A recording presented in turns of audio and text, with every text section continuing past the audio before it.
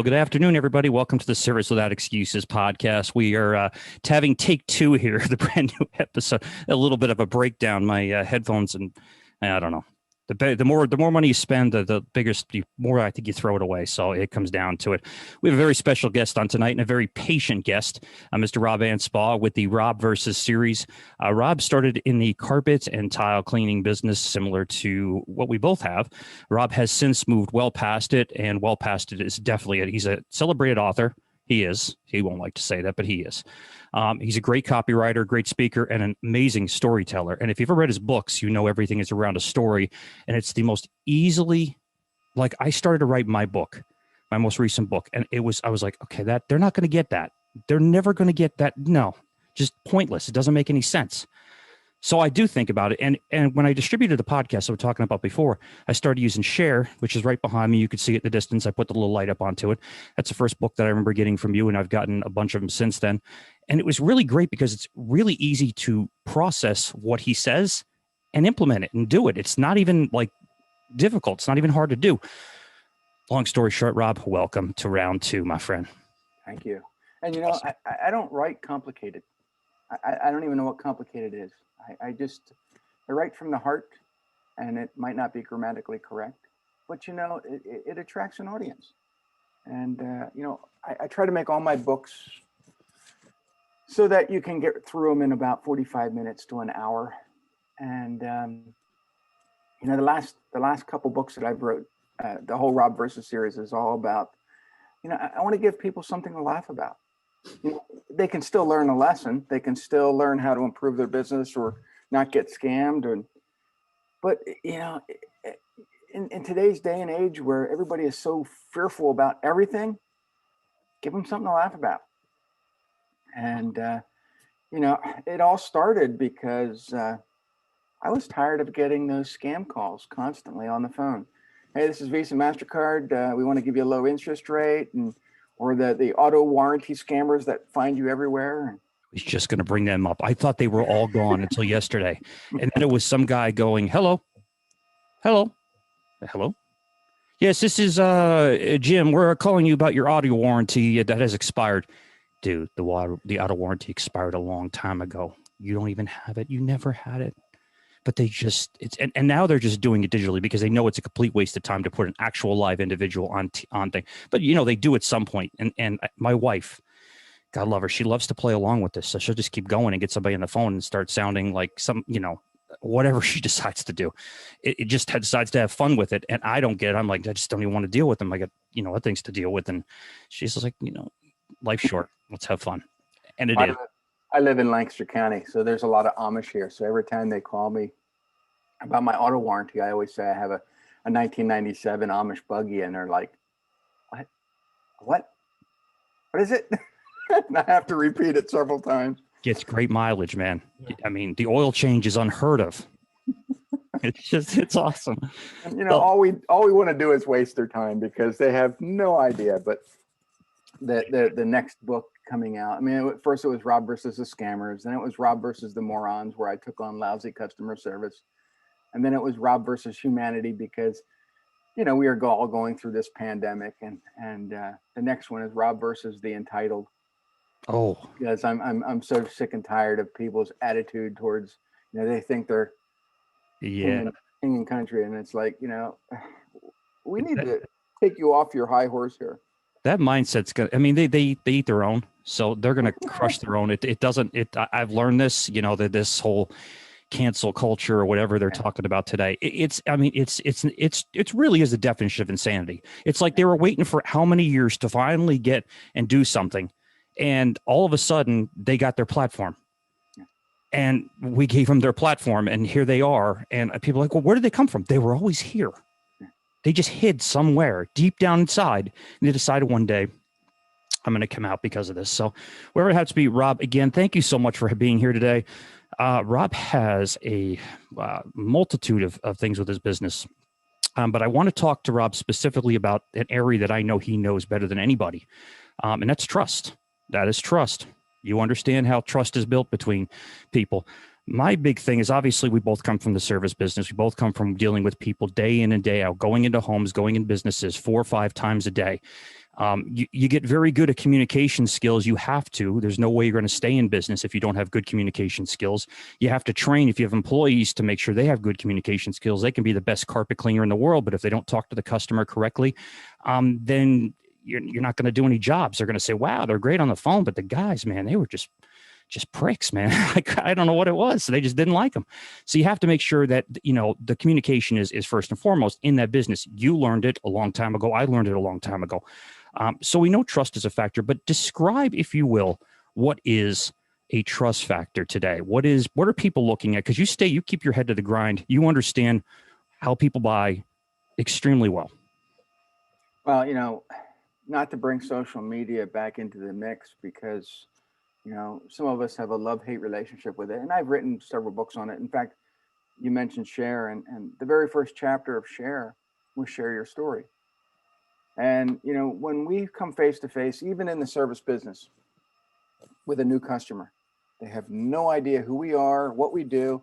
But if we can share a little bit about ourselves, our story, why we got in the business, what makes us tick, you're going to put that customer at ease. Well, a little bit.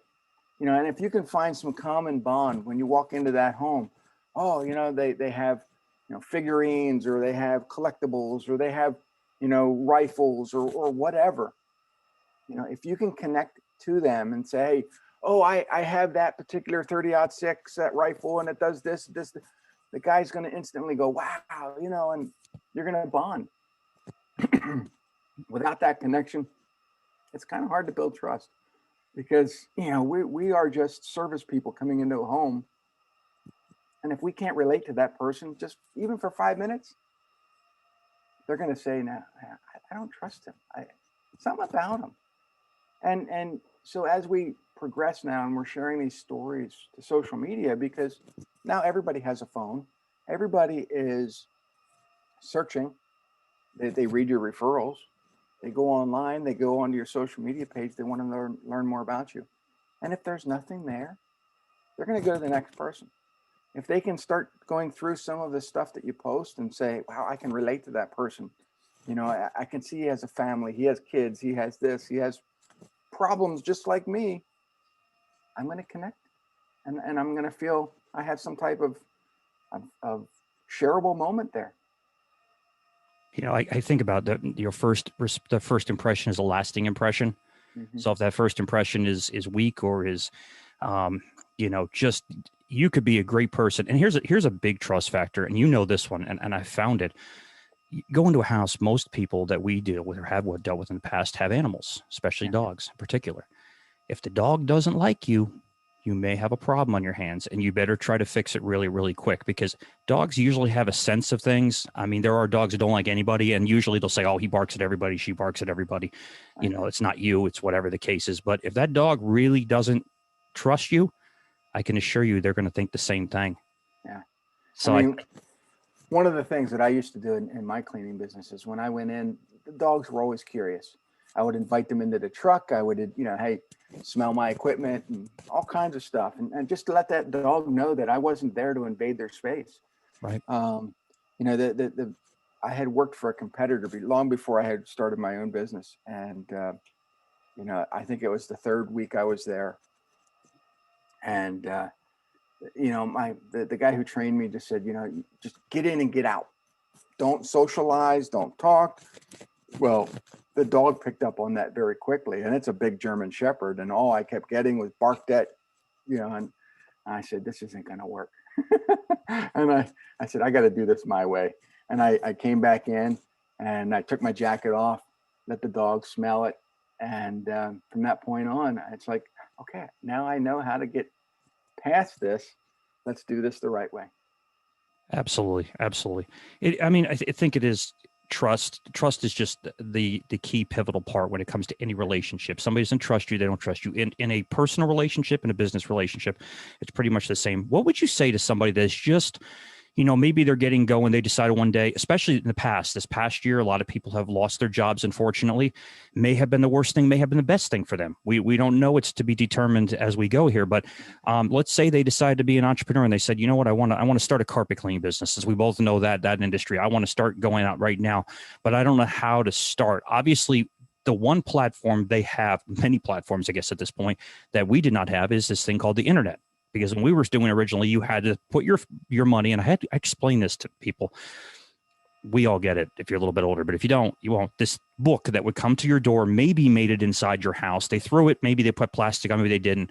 And in the book, it had a bunch of pictures in the middle, the phone numbers on one side, and all of the information on there. Now, I wish I could say that everybody knew what I was talking about, but they don't. And I've gotten feedback, people saying, what are you talking about? You see that thing sitting up by your mailbox? Yeah, the thing that's all mangled. That's what we used to use for advertising. And you put your ad and you'd hope maybe yours was a page, half a page, maybe some color, something, thinking that is going to be the savior of your business and your message is going to be great. That's all we had for the longest time, was a hope and a prayer. And it was definitely more of a hope than the prayer we expected. So when social media, forget social media, internet just came out, social media even raised it up. Now you can literally build up a business based on some credibility, based on putting minor information. Like you mentioned before, the content I used to put out every single day, it was just that regular stream of stuff that just people saw, a little bit of content, a little bit of information, picture, hopefully just something simple that stayed in front of them. For my first year and almost half, I did it every day, 7 days a week. I got so much business just from people seeing that. Now, obviously, you expand, you get, it's kind of tough to do it as you keep going, but it's a great way to get going to me. But I think you're now establishing some credibility with people that don't know you, that aren't going to get you from a phone book, thank God, and are going to find a different way to get from maybe their friends or family members. They're going to see something they see online. So my question is, what do you think is some of the advice you can give to somebody that's just going out there and saying, I need to start building this. I don't even know how to do it, how to create any trust, how to create any credit. Well, I'm a big believer in the internet because, I've written a bunch of books on it. However, if I were to start, and I got back into the carpet cleaning business all over again, or any business that was a service-based business, I would go back to the mailbox, because right now, very few people are sending solicitations, advertisements, anything. And so the mail that you are getting is mostly bills. People are opening them. And so if your postcard comes to them at the right time where they need that, and it's got some beautiful message on it saying, hey, we'll give you a free room of carpet cleaning or some demonstration whatsoever, just to get your foot in the door, most likely they're going to call you because you got their attention. Now, on this postcard or letter or whatever you want to send, you can invite them to your website. You can invite them to your Facebook and whatnot. And that's all great. But if you're just relying on social media, if you're just relying on your website, right now is a terrible time. I mean, Google right now is just horrible. They're penalizing everybody. And we can optimize websites to the cows come home, but Google ultimately controls what is seen and what's not seen. And, same with Facebook. You say something wrong on Facebook, your page is gone. At least right now, you can control where you're mailing your pieces. So if you want to, if there's a great neighborhood that you actually want to get into, mail every single week until someone picks up that phone and calls you. And then once you get in there, you can, if you want, you can do what we call, or we used to call, fiber rounds. Send postcards out to neighborhoods or the neighboring houses. You want to be able to dominate the neighborhood. And then once you dominate, then you can start, expanding out. Yeah, I can imagine.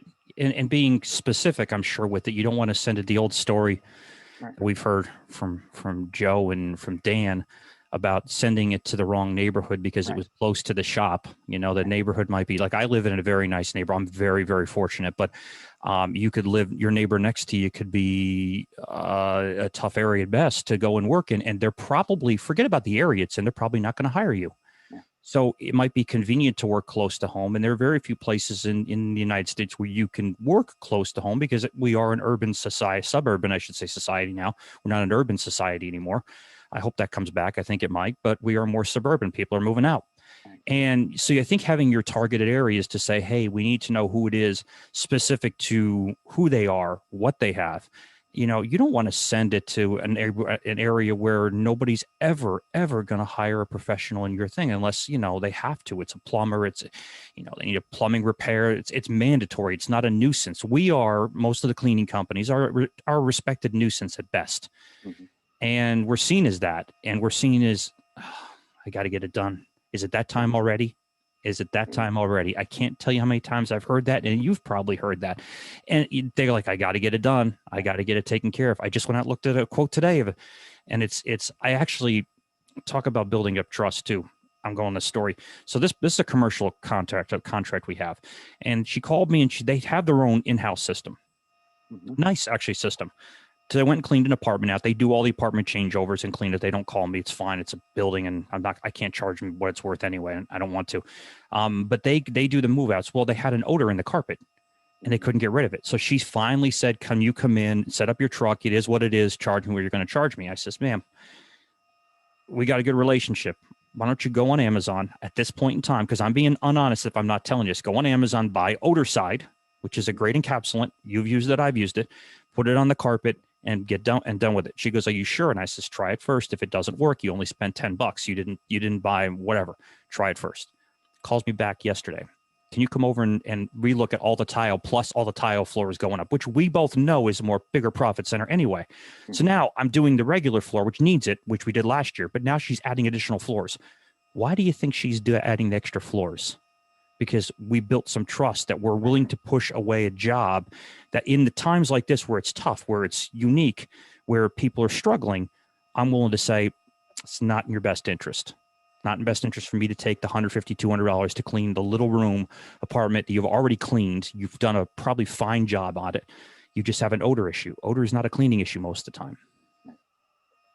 Yeah, it's the little things that add up in what we do. And people say, "Well, Rob, you're very," at least they say this to me, and they'll probably get that from reading my books, but they say, "You're very sarcastic. Don't you offend some people?" I said, "Yeah, I do." Well, doesn't that not build trust? It's a two-factor thing. Look, the people that are going to come towards me, that bond with me, that like what I'm saying, that like to laugh and carry on, they're going to be my ideal clients. People that I get offended with sarcasm, it's called rejection marketing.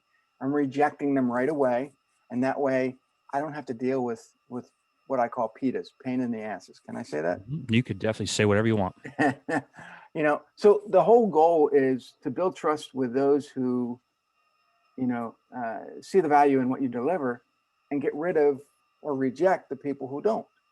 And usually those people that are rejected are going to make your life, crazy anyway. So get rid of them quick. I'm just thinking about something, even no matter which side of the aisle you are on politics. So I won't get into politics because the people go extremists now, more one way than the other. We just had a president. Now, some people are still in denial about that, but we'll see. We just had a president of the United States that just left, full of sarcasm, full of whatever. He didn't give a shit what he said to anybody about anything. Now, you can either respect it or not respect it. Here's the thing you should respect. If you don't like him saying it, you can do one thing. You can turn it off. You cannot watch it. You cannot listen to him. You don't have to follow Twitter. You don't have to follow any of that stuff. But you have to respect the person that talks from the hip and says what's on their mind and what's on it. And if it's sarcasm, hey, listen, the message is the message. You don't have to like the form of it and how it comes in, but the message is the same. Right. And my goal is with anything, I've written a lot of great books, and you're going to learn a lot of great things. But if I can make someone laugh, they're going to be more apt to remember who I am, what I do. And if I follow it up with a little lesson after that, they're going to say, "Wow, that's really smart. I want to hire you." And I've gotten more jobs from the Rob Versus books than I have on all the other ones, even though the other ones were great.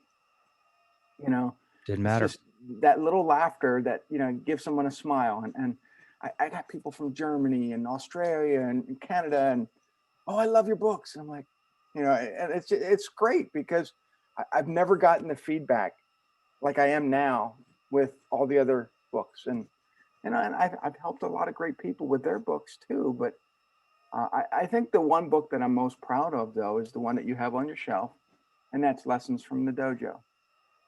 Great And, book. it was a simple concept where every single page is a new lesson.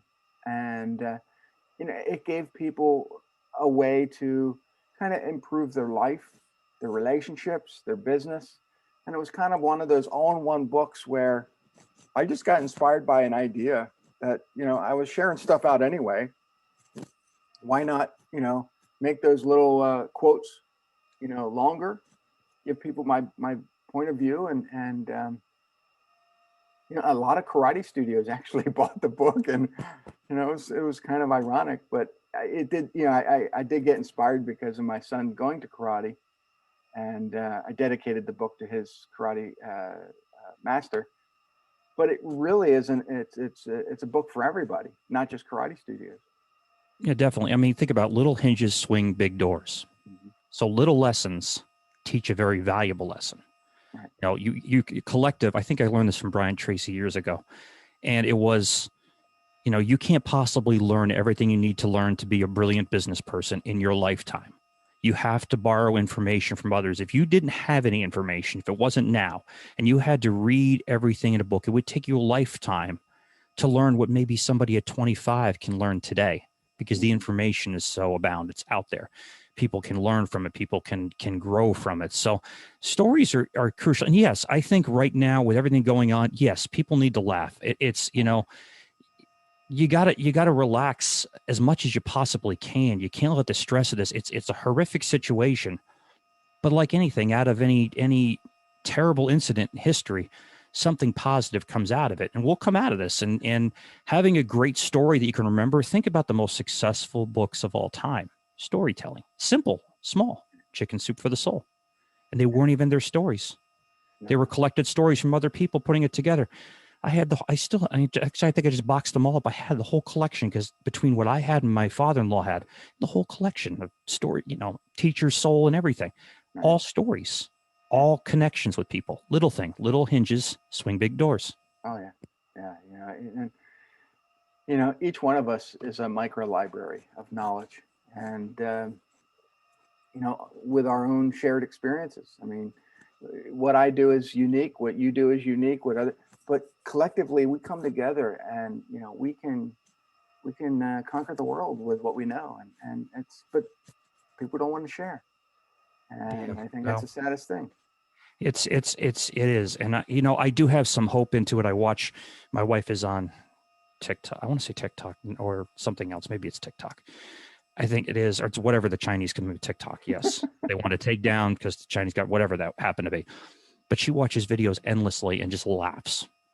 And if she's having a bad day, she goes to this thing, hits the thing, and just starts laughing. And I look at it going, you know what? If it brings some joy for a desperate time and a desperate point, I think it's that the message is clear. People do want to enjoy their life. They want to enjoy what they're reading. They want to enjoy stories.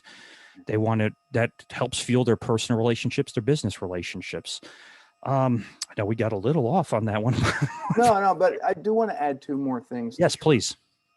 When you're thinking about building trust, you also have to have confidence, and you have to be, you got to have better pricing. I've seen so many people that'll come into a customer and say, well, our prices are cheaper than everybody else's. Well, that's great and all, but does that really, most of my clients never cared about price. They cared about quality. They cared about, how I was going to help them. Price was very rarely an issue. So why go in with a low price when, most times, most entrepreneurs can afford to raise their prices 30 to 50%, and it's not going to affect the sale. Right. So, and here's the thing is that if you show up, and your equipment looks like it came out of the war, they're going to know that, one, you didn't put enough money into your equipment because you're evidently charging not enough. So it's a good idea to, have your prices high enough that when you walk in with confidently and say, this is our price, and they'll say, oh, okay. They'll sign that check, and you walk away with a couple $100 more than what you would have, But you can afford to get a nicer van or nicer equipment, maybe a uniform, and that goes a long way to instilling trust with people. You can't think about, a hiccup in the economy. And this is a pandemic that Right. none of us could ever fathom, but it's still a hiccup in the economy one way or the other. And I've said it before, you're one hiccup away from being out of business if you don't price yourself correctly, if you don't put enough away to retain yourself. Right. Now, we all could use a little extra help from stuff because it definitely affected most of us out there. However, you still have to work with what you have, and you have to invest back in yourself. It's not the time to say, some businesses did well. We actually were up past this past year significantly, and we appreciate my taxes I'm paying into the government that. So people say, well, you don't pay tax. I want to pay taxes. If I don't pay taxes, then this country will not be this country. So we all have to pay our part. We all have to do what we have to do. It's just the way it is. Do what I prefer not to. Nobody wants to do it, but without the chunk of coming in, it's you don't have a business personally. You can't expect the rest of the United States to survive without some kind of surplus. So you need to have, in my opinion, some kind of surplus or a way to maintain. If you're not pricing yourself correctly, if you're not building enough there, you're one hiccup away from being gone. Yeah, I just wrote a big check to the government. And the funny thing is that I smile doing it because I know that I'm making enough money that, I don't have to worry. I didn't get a stimulus, and here I am paying into the government. And those two things, most people go, I don't want to get the government money. I want a refund. Yeah. Well, that's money that you already paid in anyway. So, and the stimulus, it is what it is. I mean, but to me, I'd rather not take a handout from the government, and right. I'd rather pay in because I know that I'm making the money. You want to be a successful entrepreneur. That should never be your focus, what you can get from the government. That should never be a marketing strategy. Right. To think about what you can get from whatever. Listen, you got to borrow. I did it when I was building my business. You had to borrow money to make money. I get it. When you get to a certain point, you need to use OPM, other people's money. That's understandable. That's leverage. That's percentages you're paying that are lower. It's better off to use that than use your own cash in order to grow, just in case you have that hiccup we just talked about. And it happens a lot. You got to make sure you at least plan, strategize what you're going to do in order not to have the collapse of everything around you. But you shouldn't look at the handout or the stimulus as an income source. It's not. And if you think that, I invite you to go overseas to a few places I happen to know, and I've been in, that are third world countries that you can't fathom because their transportation system is not a buggy. It's a goat. It's a cow. And this. I'm not being sarcastic at all. That's reality. We have it great here compared to other countries. I was in Italy like you were 2 years ago. And even that's incredible, but I couldn't wait to get back. Yeah. Loved Italy. Beautiful. Couldn't wait to get back because there's something about the United States. I was in Italy in 2015, and then I was in Germany in 2017. And I was even in Madrid in 2011. And I'll tell you what, they're all great places to visit. But I wouldn't want to live there. Yeah. And so you have to think, if your business, I think very similar to that. You wouldn't want to live in another country, although you might, but most likely you won't. If you've lived here and you go, you realize how incredibly lucky we are to be here. I won't call it spoiled because that's not true. We're incredibly lucky to be born here. And we have certain ethics that are instilled in us, I believe, at youth, and you grow up to that. At least the majority of people do. You have it good here. So if you wouldn't go to another country and say the other country is a good, object model versus the United States, why would you treat your business any different? Your business is going to be a reflection of what you do. We build things around the world. Other countries tend to take what we do, copy it, steal it, whatever they do. But the ingenuity comes here. It kills me. I drive from Trenton. I go to John Don. We both know it well. And coming back, I have to go through Trenton. And Trenton says it. Trenton makes what the world takes. Fortunately, that's a part of the past that doesn't even exist anymore. Like there's nothing even there manufacturing that's been done. But back in the day, we made everything here. And your business is here. If you're a service business, which most of the people listen to this are service business guys, you're the business. You're taking a vehicle, you're going to a job site. You probably don't have a storefront, but you may, whatever that happens to be. But you're going and you're bringing your business out to them, Mhm. you're representing what you're doing. You're representing and building the trust and authority in what you're doing. If your truck looks lousy, like you just said, if the truck looks beat up, they can't really trust you're going to do a great job because you probably can't do a great job. That's the problem. Even if you cared, you probably couldn't do it. Doesn't mean, you can clean carpet with a toothbrush, right? If you want to do it, it's not the right way to do it, but you could. Mhm. Doesn't mean it's efficient. Doesn't mean it's correct. Doesn't mean it's even makes sense. You have to invest back in yourself and learning and creating trust and creating value. That's a word I should have used a lot earlier in this podcast because I know that's a big thing too. Creating value is what's about. They don't care necessarily about price. I've learned that being in New Jersey because it's a blend of Pennsylvania, which was, people not necessarily had a bunch of money to work with. New York, which they had a bunch of money, but they're very conservative. New Jersey, it's kind of the blend between both. They value good work here. They will pay you for good work. They're not going to pay you for nothing. They're going to pay you for building up the trust, building up that authority, and doing the job right. And they're not going to give you an ounce of credit for doing it wrong. And they're going to give you all the credit in the world for doing it right. Yeah.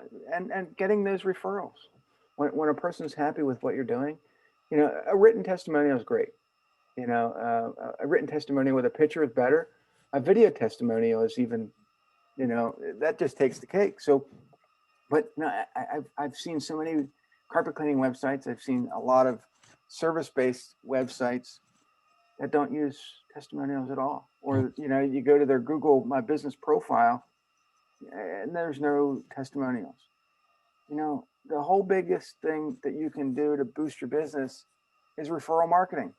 If you can get Mrs. Jones to be happy, she's going to tell 5 of her friends. If 5 of those friends see those referrals, and they see somebody else on there as well that they know, most likely they're going to hire you, but people, I think the problem is that people forget to ask. No. And, asking is, if they're already happy with a job, right? What's 1 minute of your time to ask somebody for referrals? 100%. And it takes so little effort to do it but you have to do it and you have to do it consistently. Right. If you're sending out using a platform like we talked about, SoTellUs, which sponsors our show, so we appreciate that. We send it out automatically, so it doesn't matter which truck is going out; it's automatic at the end of the job. It's not. I don't want to do it 4 or 5 days afterwards. That is probably, but I want them when they're hot and ready to write a good review, when they're happy with the service. Certainly they can always contact us if they're not happy with something. But I've found the response being considerably better when you just got out of the house. Than when you just, a week later say, okay, time to send in a review because it's follow up.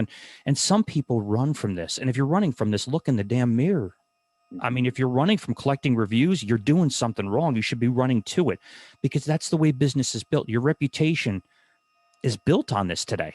And if you're not, you're digging your head in the sand. You can't think, I'm 60 years old. I've been doing this for 30 years. And for 30 years, it worked great. And this is awesome. It's not the way it is today. The best thing you can do is sell your business or turn it over to your kids that maybe understand it better than you do. But this is the reality we're in. People buy off people they feel they can trust. Mm-hmm. Think about this, and it's in my book. People read reviews from people they don't know, people they never will know, people in other states. But they trust that person somehow because they took the time to write something down. And like you just brought out, you get a video testimonial, then it's a person.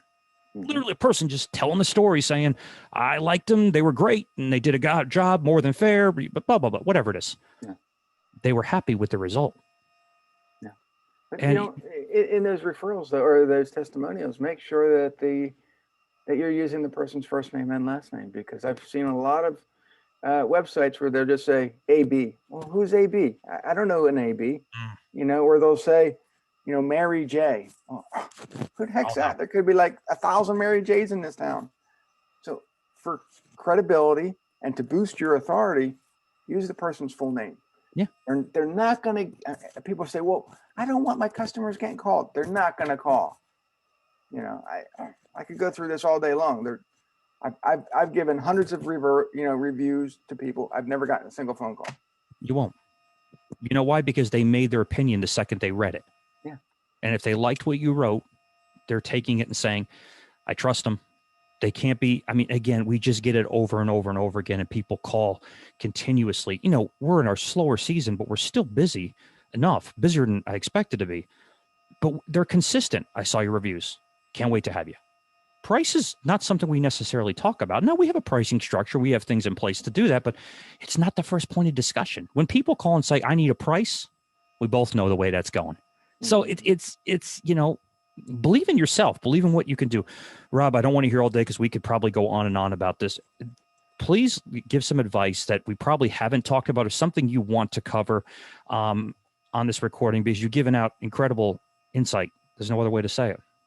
Well, be yourself. I mean, for a long, long time, I wanted to be politically correct. I didn't want to offend anybody on social or going into people's homes. And, the funny thing is that the more I share out my sarcastic side, and people gravitate towards that laughter and smile and they're having a good time, I'm getting more and more connections. I'm getting more and more people saying, I love it. I love that you're just giving, your rawness out there. People will gravitate to you because of you being real and being raw and being yourself. So, just do it. I mean, if you offend some people, so what? Life's short, attract the people that really like who you are. Yeah, it's a big world. You can't worry about what everybody thinks. I mean, you if you read any reviews on Restaurant Views, it's almost comical, because you read somebody that goes, this is great, and then the next one that doesn't like it, you almost look at them and then go, okay, I'm going to look at this other guy's writing reviews for everybody, and everybody sucks. Everybody's awful for this person. So it's a learned habit. Nobody can make that happen. Again, sometimes you can give 5-star service, but they're only going to give you 3. They may be happy and thrilled with you, but they're 3-star people. It's just the way they are. It's the way they outlook on it. Rob, how can they find out about you and your business, and the best way to connect with you? Well, they can go to Anspach Media. That's ANSPACH media.com. They can learn all about me. They can learn about the books. They can search Amazon and type in Rob Anspach, and they'll hopefully find some of the books that I've written. And they go to Facebook, LinkedIn. LinkedIn's a good place. I mean, I have a love-hate relationship with LinkedIn. So if you do friend request me there, I do send a little welcome and a little 15-second video that just says, hey, I appreciate you. I love what you're doing. And that's all. I mean, I don't pitch anything on LinkedIn. Right. And so, use LinkedIn the right way, not to pitch 5 seconds out of the gate. Amen. I leave it with this. I was just on a Facebook group, and I'm trying. I wanted to get a particular guest on the show, and most of the time we just pro bono. I mean, nobody bills or charge. Doesn't matter who the guest is. If you get them, they're Gary V, then they're Gary V, and he doesn't want any money. Right. This particular guest, he's one of the biggest business selling authors of all time, very well respected, influenced the hell out of me. I have some of his books right behind me.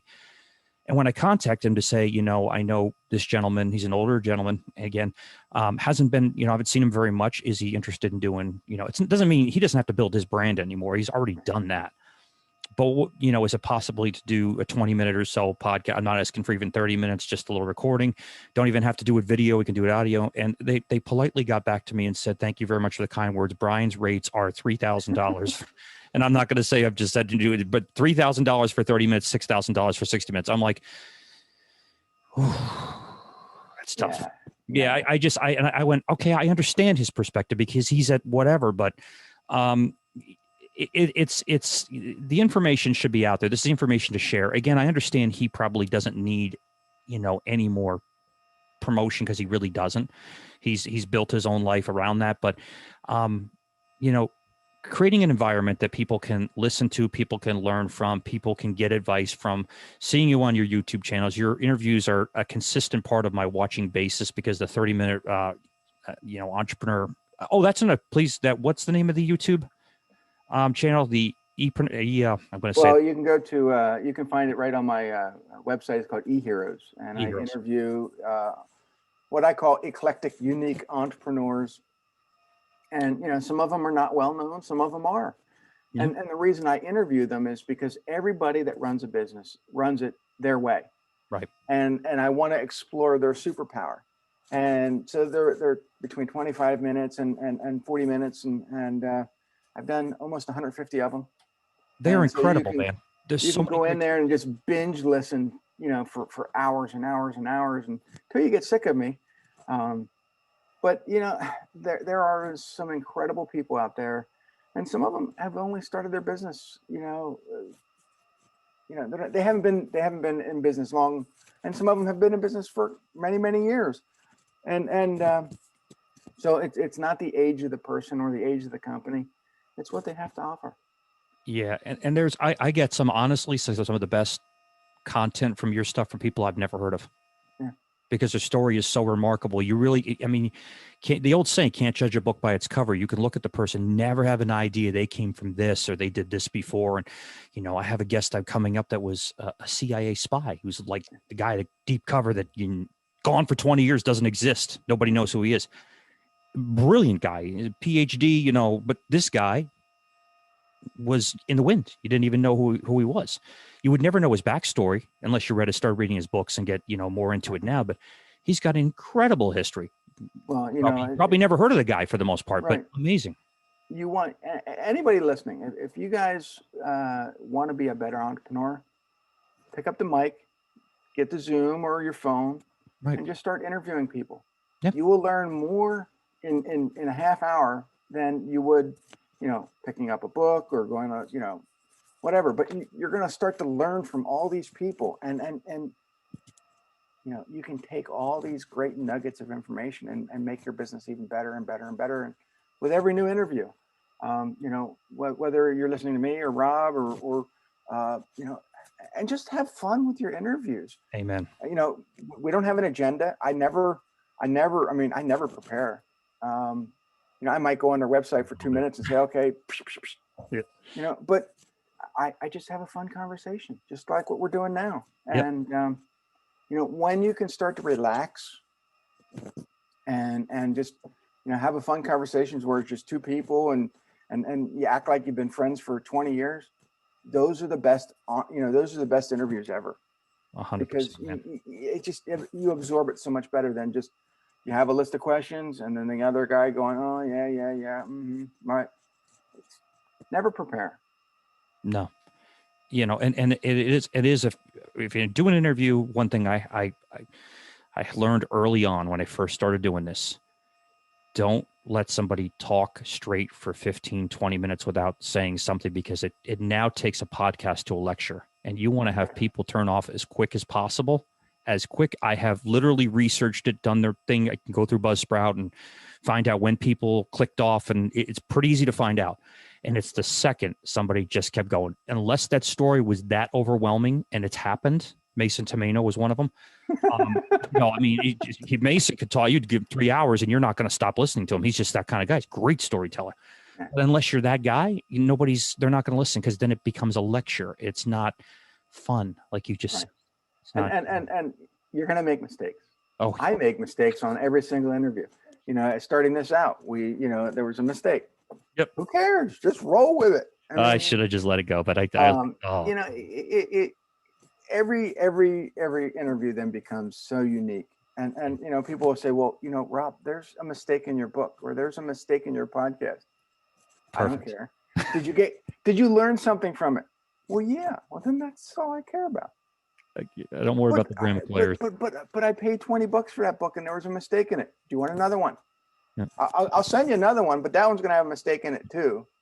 I can exit out for you. Rob, thank you again so much, man. I appreciate it. Anspach Media, I'm going to put all the stuff in the show notes here today. I can't thank you enough for being on here. Please reach out to Rob. He is a true, incredible wealth of information. I mean that from the heart. Thank you, Rob. Appreciate it. Thank you.